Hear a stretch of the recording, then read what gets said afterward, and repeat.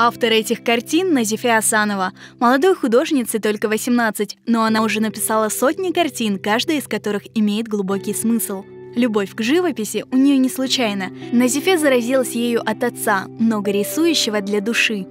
Любовь к живописи мне привил отец.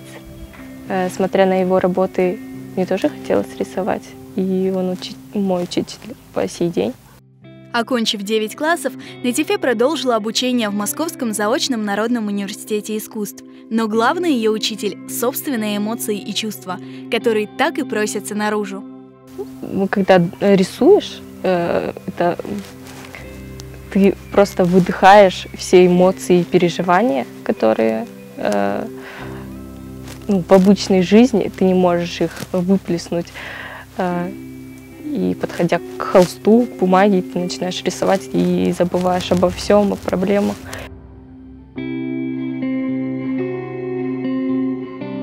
Днем я не могу рисовать вообще. И ночью, когда темно, я начинаю рисовать. И, наверное, это моя такая, когда все спят, я могу встать и начать рисовать.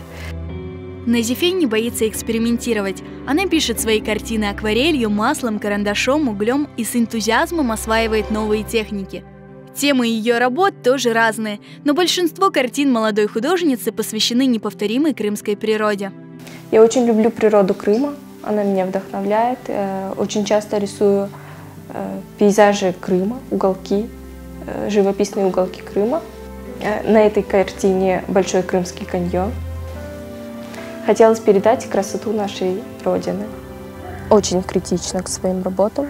И все, что у меня есть сейчас, мне может не нравиться. Назифе целеустремленно идет к своей цели. Молодая художница давно мечтает о своей персональной выставке, чтобы поделиться с людьми своими чувствами, своим вдохновением, своим желанием делать добро. В будущем я бы хотела организовать собственную выставку.